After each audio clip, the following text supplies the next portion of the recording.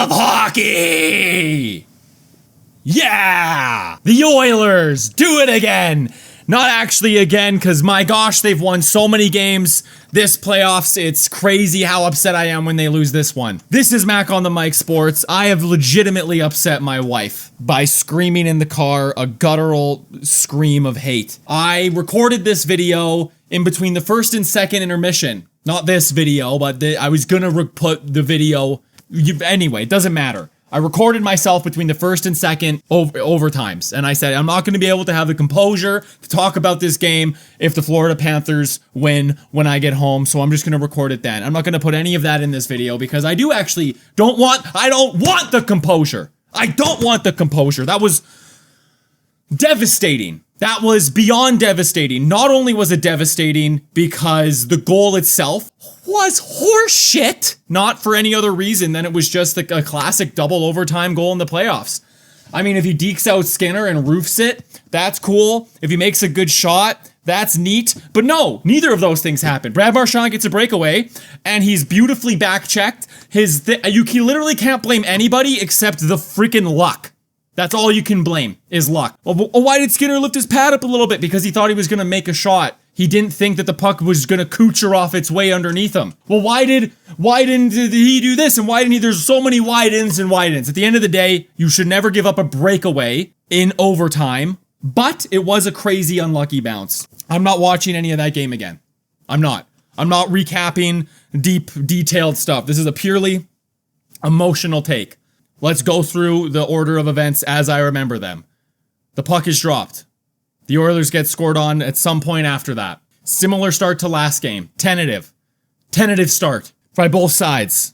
Oilers get scored on. They break a 9-game streak of them scoring first, but that's fine. The Oilers come from behind all the time. What do? Boom, they come from behind. I'm going to double check and make sure. I'm 99% sure it was 3-1 in that game. And as I click and it says series tie, double overtime, we're going to get to why this is deeply, deeply upsetting. No, it wasn't 3-1. They tied it up, and then we took the lead. Evander Kane, great shot. Unbelievable shot, really. Just a great shot. Beat Bobrovsky clean over the glove. Or blocker. Who gives a crap? Evan Bouchard shoots it off of Barkov. Boom. Gets his rebound. Scores. Oilers up 2-1.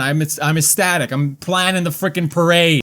Seth Jones scores a goal. Who gives a flying fart? Leon Draisaitl on the power play. Literally have no recollection of that goal. No recollection. You know why? Because it's Leon Draisaitl on the power play. And they just blur together into one massive memory at this point. Second period. Kulikov scores. I believe that's the one that went off of Bouchard. I was watching the game with some random kid at the watch party, and he's like, actually, two people were talking. They were like, oh, Bouchard, he's horrible. Why you should trade him? And I'm like, you obviously don't know what you're talking about. Like, that was just annoying, but for a different set of reasons. And then Brad Marchand. Oh, yeah, that's right. He scored. Oh, that's right. This was when I thought the game was over. And this is when a team that would make me less enraged. I would have been way less upset if that game just ended 4-3. Are you kidding me? That shorthanded breakaway was where we ended up losing the game. Because that was the biggest mistake. That power play, the best power play at home of like freaking all time. They were 50%. Going into this game and now are like either 48.7 or something, just unbelievable. They have the pissest poor power play effort that you can pull off in the Stanley Cup final. We're talking no legs were moving. They just thought, oh, we have the power play. That means we're going to get to set up in the offensive zone, right? No, you have to freaking earn that. You have to earn that possession. They didn't earn diddly squat. And they give up a shorthanded breakaway to Marchand, who actually, other than his overtime finish, this was actually a nice move. This was actually executed properly, and everything went according to plan for him. Stuart Skinner played amazing. Amazing. He deserves so much better than 5 goals against in this one, because he made some unbelievable saves. The first overtime, he made some unbelievable saves. To keep it 4-3, he had to make some good saves. The Oilers' second period was so abysmal.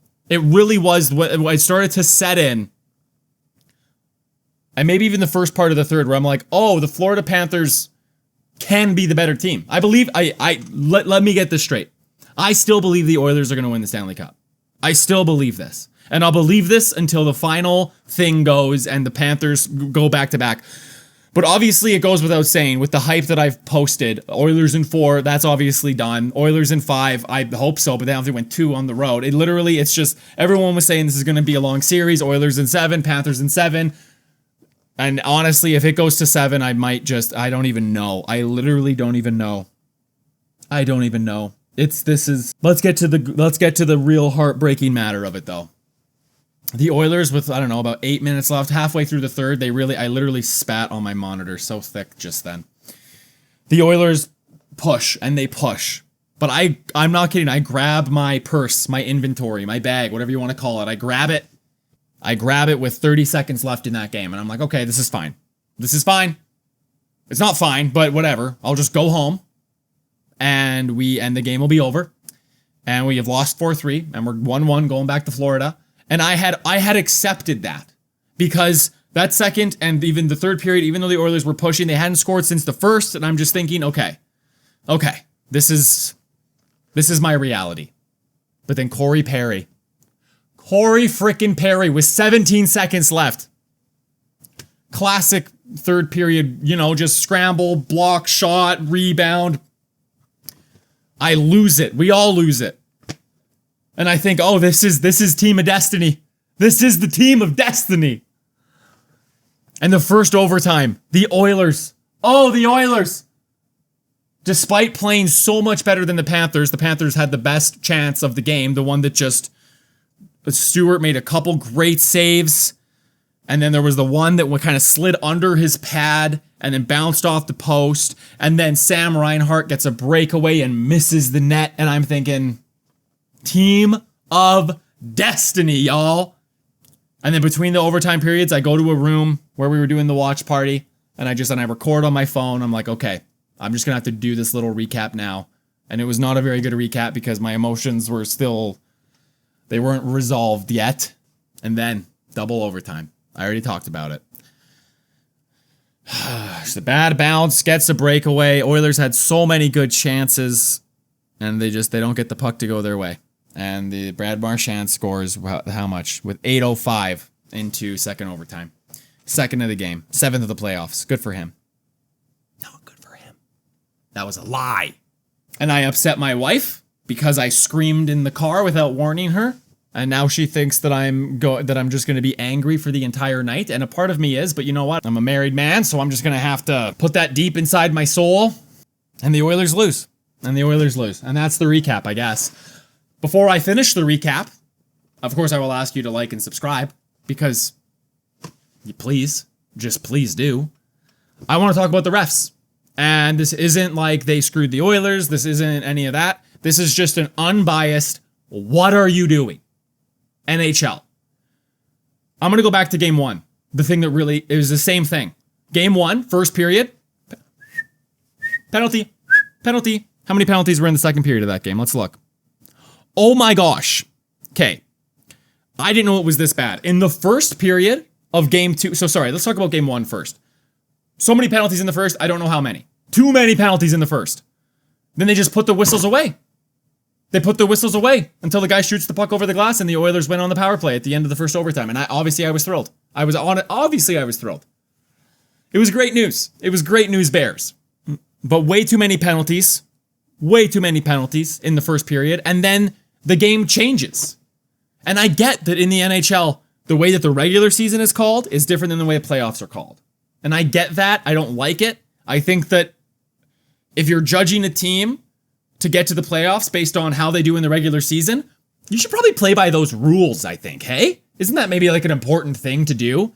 I'm already not thrilled that the overtimes are different because, again, those are different rules. Teams are winning an extra point numerous times a year because they scored more goals on a shootout, which gives you nothing in the playoffs. Gives you absolutely nothing. I get why they do that, and it's just something that I digress.